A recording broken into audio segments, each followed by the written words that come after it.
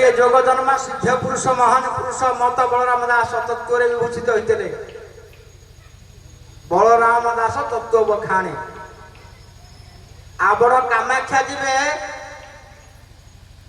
कामाख्या जल स्रोत को देवता रूप में गणना करा जाए सेठी जो जल स्रोत जाऊँगी कामाख्या देवी अच्छा कौ जगार कंध को जी केन्दुझर संबलपुर बलांगीर जिते केत जगह जी आप कंध मान वृक्ष देवता को से देवता रूप में गणना कर पंचसखा दर्शन में जंत्र को मान्यता दी जाइए से शून्य जंत्र हो से गारगोटा जंत्र हो से ब्रह्मजंत्र हो से ओंकार जंत्र हो 2 लक्ष एमती 184 जंत्र अच्छे से हरादी एकाक्षर जंत्र हो जेको जंत्र हो जंत्र पूजा ब्रह्म एकाक्षर गादी स्थापन कर मुख्य कर्णधार थे पंचसखा आमे ताको जानूने कि बुझीने सन्त तुलसीदास गोटे रामचरितमानस पठापन कले से आज विश्व बंधन हो समस्त जापारे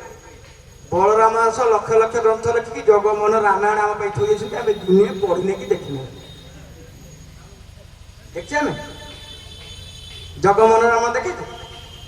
ठीक जगमोहन रामायण 32 पेज लिखते तृतीय खंड 32 पेज समगरा से ही स्थान रही प्रमाण राम रही प्रमाण गुण कीर्तने मजीवे साधु संत गण गुण कीर्तने मजीवे साधु संत जन